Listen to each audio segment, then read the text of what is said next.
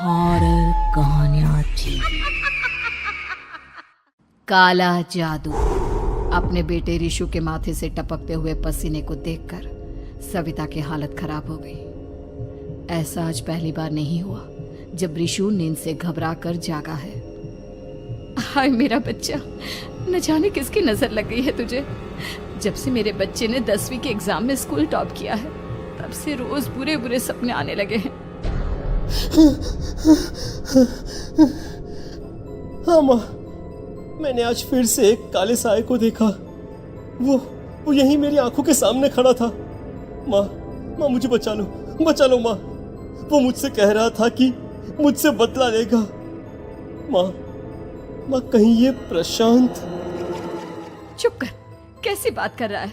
दोबारा उसका नाम मत लेना। तुझे पता है ना, उस प्रशांत ने आत्महत्या कर ली, तो बार बार उसका नाम मत लिया कर। मम्मी, क्या सच में प्रशांत ने आत्महत्या की थी? चुप कर, बहुत सवाल पूछता है आजकल। और फिर रात के वक्त सविता के पूरे घर में एक अजीब सा काला धुआं छाने लगा। गहरी नींद में सोई सविता की जैसे ही आंख खुली उसका दम घुटने लगा। वो दौड़कर रिशु के रूम की तरफ गई जहां उसके दरवाजे पर घूमती एक काली परछाई देख वो बुरी तरह से घबरा गई। कौन है वहाँ? कौन है? सामने आओ। ये मैं हूँ, तुम्हारी काली करतूत। और अब मैं तुम्हारे बेटे को ले जाने आया हूँ। नहीं, मेरे बच्चे को छोड़ दो प्लीज। मेरे रिशु को कुछ मत करना। वो परछाई रिशु के कमरे में घुस जाती है। सविता भी उसके पीछे पीछे दौड़कर जाती है और देखती है कि अब वो साया साफ नजर आ रहा था। वो सर से पैर तक खून में सना हुआ था और उसके शरीर के सारे अंग कटे फटे हैं।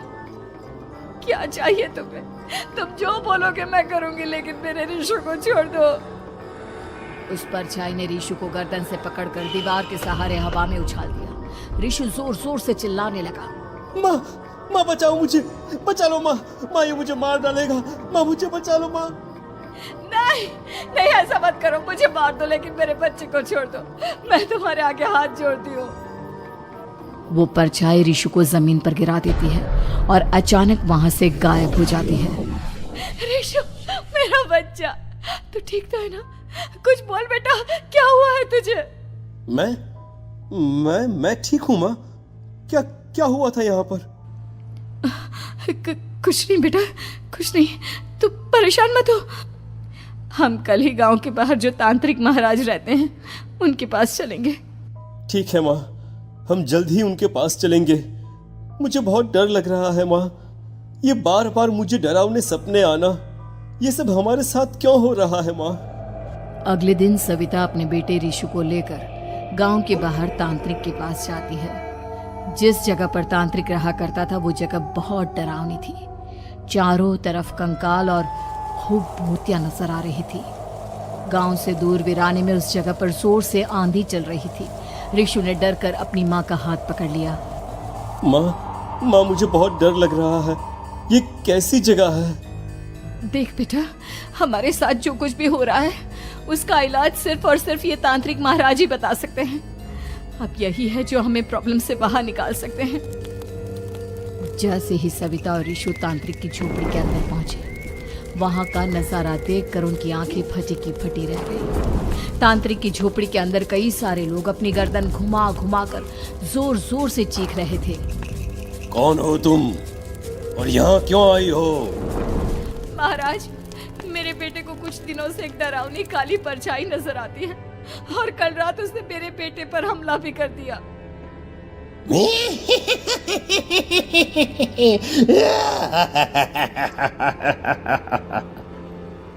मम्मी हमें यहाँ से चलना चाहिए। ये जगह मुझे ठीक नहीं लगती। नहीं बेटा, ऐसा नहीं कहते। रुक जाओ, 2 मिनट के लिए रुक जाओ। क्या कहा? काली परछाई? तुम्हारे बेटे पर किसी काली परछाई ने हमला किया? हाँ महाराज, वो कह रही थी कि वो मेरे बेटे को कुछ कर देगी, कोई उपाय बताइए महाराज। मेरे बेटे के साथ कुछ गलत नहीं होना चाहिए।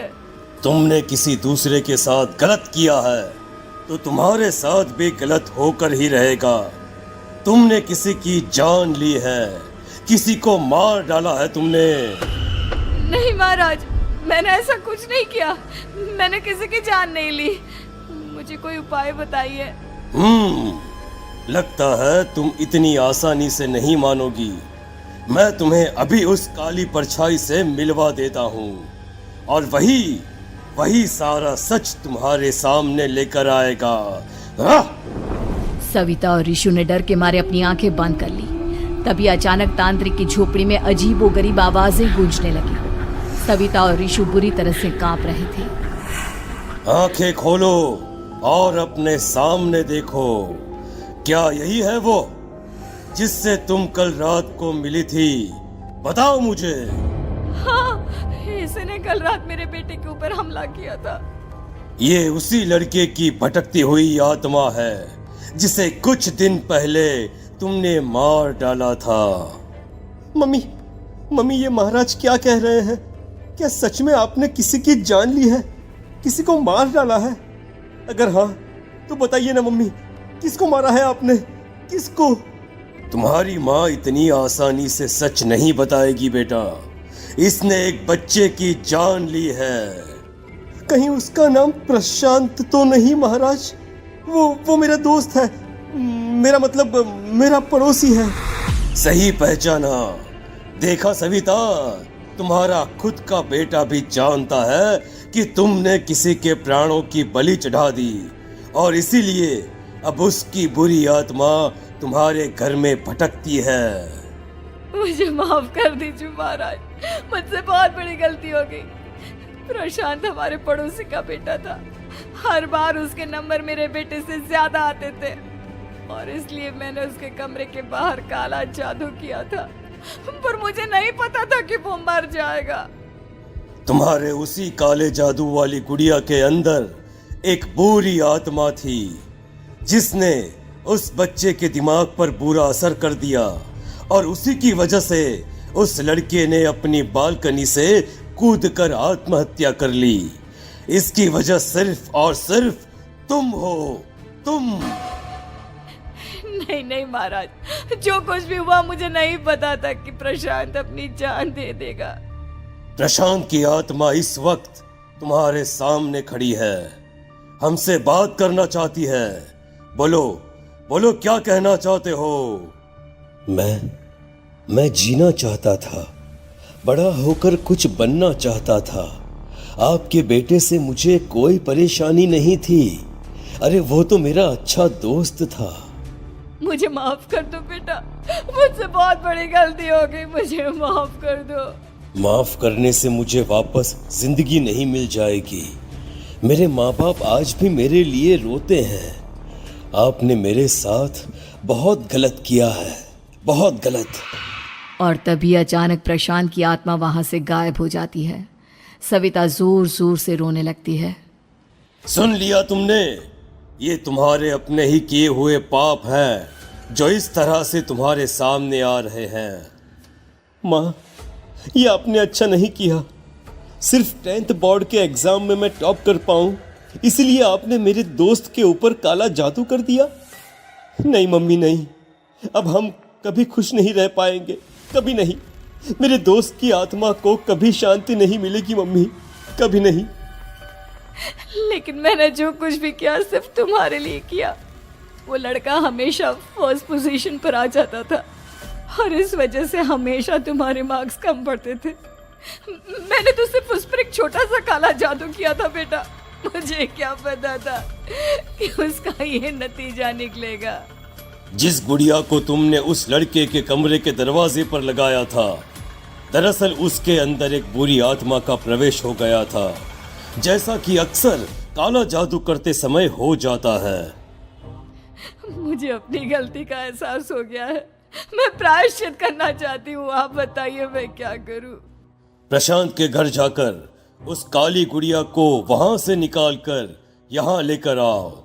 मैं उसे आग में जलाकर राख कर दूंगा और उसके बाद प्रशांत की आत्मा को हमेशा के लिए मुक्ति मिल जाएगी। अगली रात सविता चुपचाप अपने पड़ोसी प्रशांत के घर जाती है। प्रशांत के माँ बाप प्रशांत की मौत के बाद उस घर को छोड़कर हमेशा के लिए वहां से चले गए थे। जैसे ही सविता उस घर के अंदर कदम रखती है, उसका सामना अजीबोगरीब हैवानियत से भरी आवाजों से होने लगता है। ऐसा लग रहा था जैसे कोई बुरी तरह से चीख रहा हो। सविता जैसे ही प्रशांत के कमरे के बाहर पहुंचती है, वहां पर लटकी हुई गुड़िया के शरीर से खून टपकने लगता है। ये क्या हो रहा है? इस गुड़िया के शरीर से खून क्यों टपक रहा है? सविता हिम्मत करते हुए उस गुड़िया को वहां से उतारने की कोशिश करती है, लेकिन तभी अचानक से बहुत भयानक दिखने वाली औरत उसकी आंखों के सामने आकर खड़ी हो जाती है। मैं यहाँ से कहीं नहीं जाऊंगी, और अगर तूने मुझे यहाँ से हटाने की कोशिश की तो मार डालूंगी मैं तुझे। नहीं नहीं, मुझे तुम्हें यहाँ से ले जाना ही होगा, नहीं तो मेरा बेटा, उसकी जान को खतरा है। मैं तुम्हें नहीं छोड़ सकती। अगर तुम्हारे अंदर हिम्मत है तो मुझे इस घर से बाहर ले जाकर दिखाओ। और ऐसा कहकर वो औरत सविता के ऊपर हमला कर देती है और उसे हवा में उछाल उछाल कर जमीन पर पटकती है। लेकिन तभी अचानक मौका देखकर सविता अपने हाथ में ली हुई सुई उसके हाथ में चुभो देती है। हाथ में सुई लगते ही वो औरत जमीन पर तड़पने लगती है। ये क्या किया तूने? ये क्या कर दिया? तुझे ऐसा नहीं करना चाहिए था। तांत्रिक ने मुझे कहा था कि तुझसे जीतने का सिर्फ यही एक तरीका है जिससे मैं अपने पापों का प्रायश्चित कर सकती हूँ और अपने बेटे की जान बचा सकती हूँ। और उसके बाद वो डरावनी दिखने वाली औरत एक छोटी सी जादुई गुड़िया में तब्दील हो गई और सविता ने उसे ले जाकर तांत्रिक को दे दिया। तांत्रिक ने जादुई गुड़िया को आग के हवाले कर दिया।